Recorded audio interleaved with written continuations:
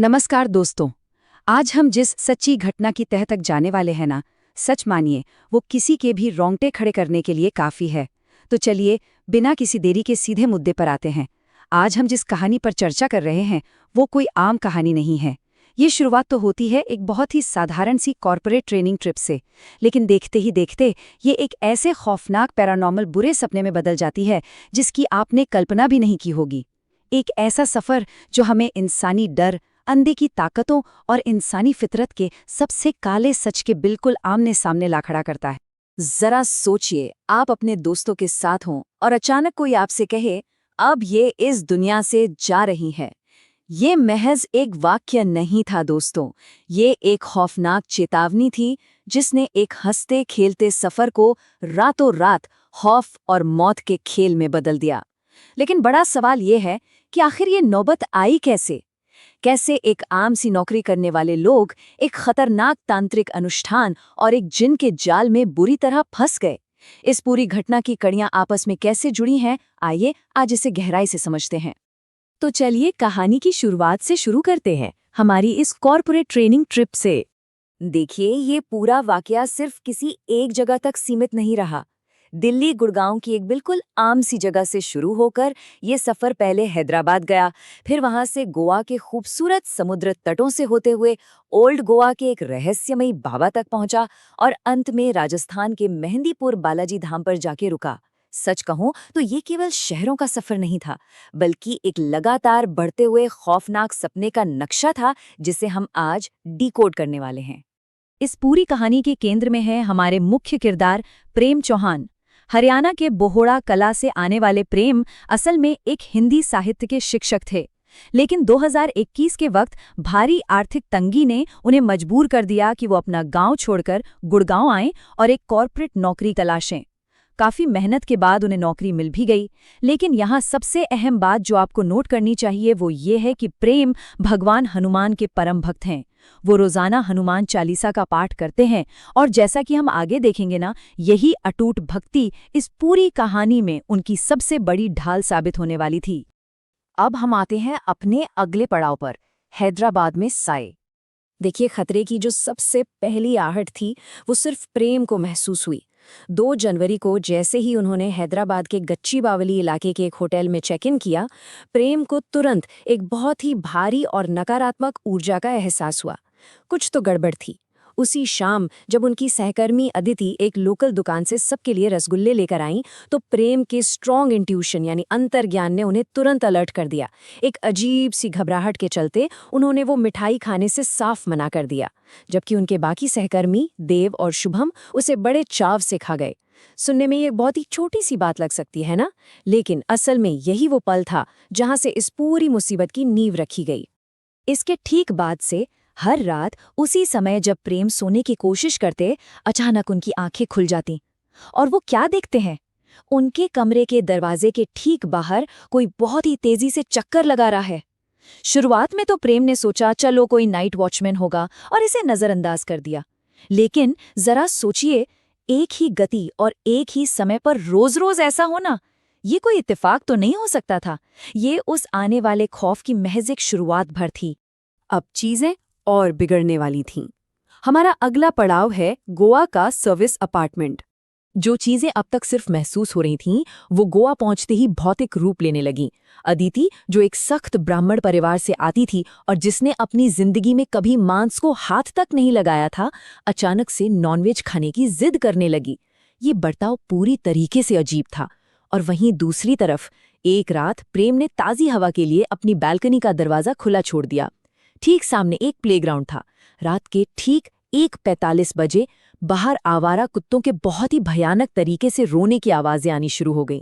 उन कुत्तों के रोने की आवाज सुनकर जब प्रेम ने बालकनी से बाहर झांका, तो जो नजारा उन्होंने देखा वो दिल दहला देने वाला था।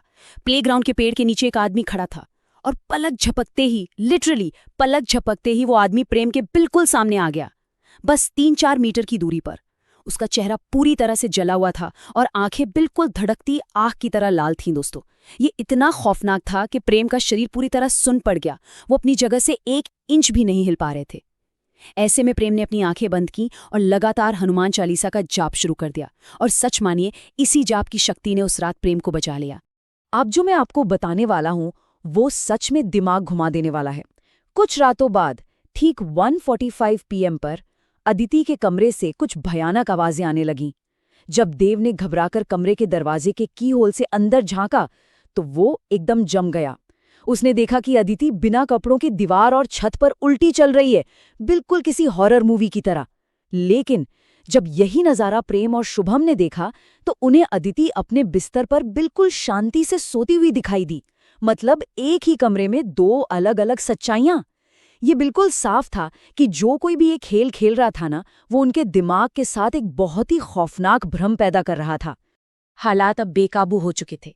अब समय था कब्रिस्तान के उस जिन का सामना करने का। मदद के लिए जब ये लोग ओल्ड गोवा के एक बाबा के पास पहुंचे तो उस बाबा ने जो सच बताया उसने सबके होश उड़ा दिए। जो अलौकिक शक्ति यानी जिन उन पर हमला कर रही थी वो दरअसल अदिति के पीछे नहीं था, वो असल में देव के शरीर पर कब्जा कर चुका था। बाबा ने बताया कि ये जिन हैदराबाद के उसी मिठाई की दुकान पर था, लेकिन क्योंकि एक मंदिर के पुजारी ने अदिति को एक रक्षा सूत्र बांधा हुआ था, इसलिए जिन उस पर हावी नहीं हो पाया और उसने देव को अपना शिकार बना लिया।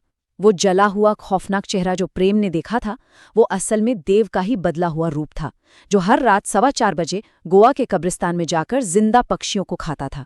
है ना एकदम रोंगटे खड़े कर देने वाली बात।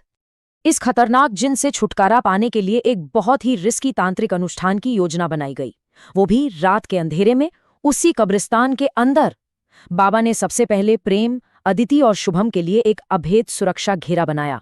ठीक 1:45 बजे देव कब्रिस्तान पहुंचा और देखते ही देखते उसका चेहरा उसी जले हुए भयानक राक्षस में बदल गया। उस जिन ने बाबा को चकमा देने की पूरी कोशिश की। वो बार बार शरीर बदल रहा था, कभी शुभम के अंदर घुसता तो कभी वापस देव के अंदर। लेकिन हनुमान जी के भक्त प्रेम पर उसका कोई बस नहीं चला। आखिरकार मंत्रों और 2 बकरों की बलि के जरिए बाबा ने उस जिन को हमेशा के लिए वहां से भगा दिया। सबको लगा कि मुसीबत टल गई, लेकिन अब शुरू होती है खौफ की वापसी। यहाँ हमारे सामने एक बहुत ही बड़ा सवाल आकर खड़ा हो जाता है। अगर वो हैदराबाद वाला जिन पूरी तरह से खत्म हो चुका था, उसे भगा दिया गया था, तो फिर कुछ ही दिनों बाद उनके ऑफिस और अपार्टमेंट में ये पैरानॉर्मल घटनाएं वापस क्यों लौटने लगी? इसका तो एक ही मतलब था, कहानी में अभी एक और भयानक पर्दा उठना बाकी था।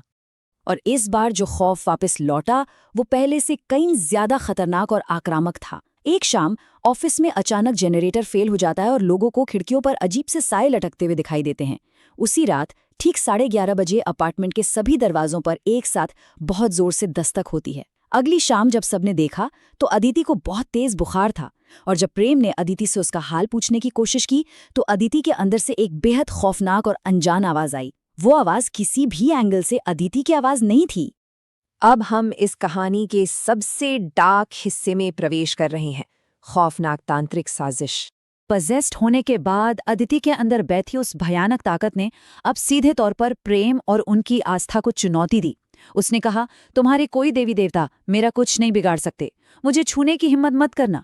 आपको बता दूं, प्रेम ने जो श्री बालाजी का कड़ा पहना हुआ था, उस बुरी ताकत को उससे सख्त नफरत थी। ये अब महज डराने धमकाने की बात नहीं रह गई थी दोस्तों, ये आमने सामने की एक जंग बन चुकी थी। जब लोकल पादरी या मंदिर के उपाय काम नहीं आए तो तय किया गया कि अदिति को फौरन दिल्ली ले जाया जाएगा और वहां से सीधे मेहंदीपुर बालाजी धाम। जो लोग नहीं जानते, ये धाम ऐसी अलौकिक समस्याओं के निवारण के लिए बहुत प्रसिद्ध है।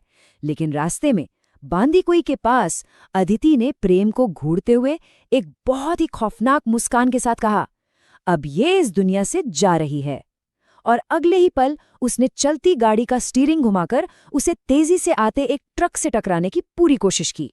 अगर उस दिन प्रेम की प्रार्थनाओं ने एक ढाल का काम नहीं किया होता ना, तो शायद उस गाड़ी में सवार कोई भी इंसान जिंदा नहीं बचता।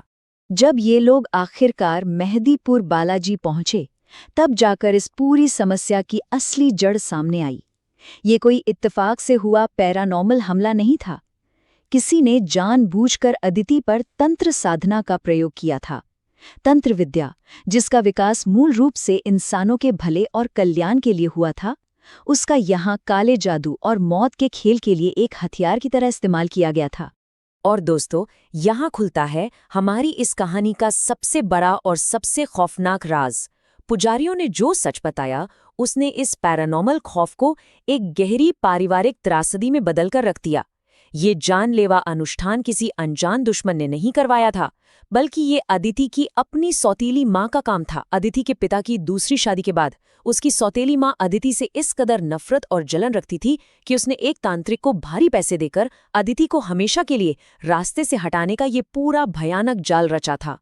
मेहंदीपुर बालाजी के पुजारियों की मदद और अनुष्ठानों के बाद अदिति की जान तो बच गई, लेकिन उस खौफनाक जानलेवा काले जादू के शारीरिक असर के चलते उसे अपनी एक किडनी हमेशा के लिए गंवानी पड़ी। खैर, आज अदिति उस बुरे दौर से पूरी तरह बाहर निकल चुकी है और खुशी से अपना शादीशुदा जीवन बिता रही है। लेकिन जैसा कि इस मामले के जानकारों ने साफ तौर पर बताया, जो लोग दूसरों की जान लेने या बुरा करने के लिए ऐसी काली विद्याओं का सहारा लेते हैं ना, उनका अपना अंत भी हमेशा बहुत ही खौफनाक और विनाशकारी होता है। कर्म लौटकर जरूर आता है। तो दोस्तों, आज की इस चर्चा को हम एक बहुत ही गहरे और विचलित कर देने वाले सवाल के साथ खत्म करते हैं। जब एक इंसान सिर्फ अपनी आपसी जलन और नफरत के कारण मौत और अलौकिक खौफ का इतना बड़ा ताना बाना बुनने के लिए तैयार हो जाए, तो फिर असली राक्षस कौन है? वो साये जो हमें अंधेरे में डराते हैं, या वो इंसान जो उन सायों को हमारे पीछे लगाते हैं? इसी विचार के साथ हमारी आज की ये कहानी यहीं समाप्त होती है। ये वाकया हमें सिखाता है कि कभी-कभी सबसे बड़े खतरे किसी दूसरी दुनिया से नहीं, बल्कि हमारे अपने ही बीच से जन्म लेते हैं। अपना ख्याल रखिएगा।